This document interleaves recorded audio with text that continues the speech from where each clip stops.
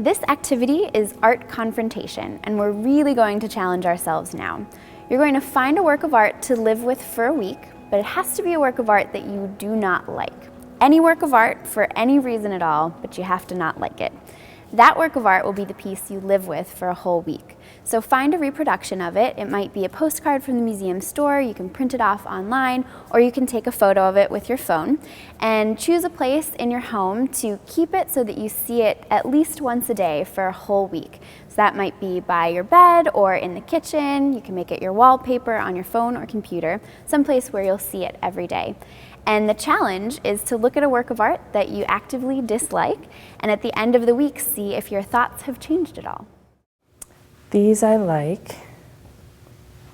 Probably any time I would like these, but because it's gray outside, I especially like these. You know, there are a lot of pieces that either use a lot of muted color or a lot of bright color. Yeah, these I love, all of these. I could sit on this couch all day long. And then I also really appreciate simplicity sometimes, such as this. These browns become less appealing to me, this one. And there's almost this expectation that you're supposed to enjoy every single piece. And that is not always the case for us, even as a museum educator, and even as a visual artist. There's some pieces that you just don't resonate with you. It's just such a grotesque kind of a brown color to me, I guess. Previously I said I really enjoy the use of color, but when it's said and done, I do not care for this piece at all. That piece right there, I can't imagine ever liking.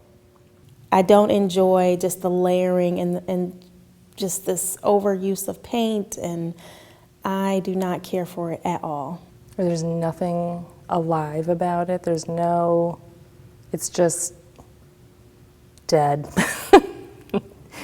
Not appealing.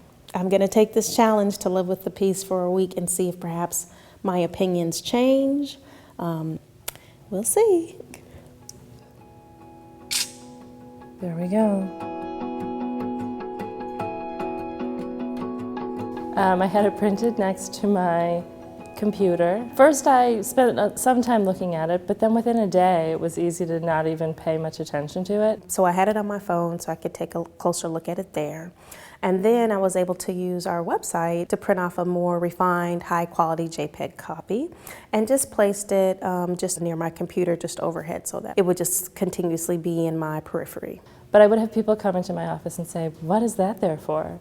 And one person came in and said, "Is this like a crucifix scene?" Which was something I had not noticed in the painting at all, these like upside down crosses everywhere. One of the very first things I thought to myself was, well, let me at least do some more research about this artist rather than just totally dismiss them off of the face of all art history. So I wanted to learn more about him as well as his process.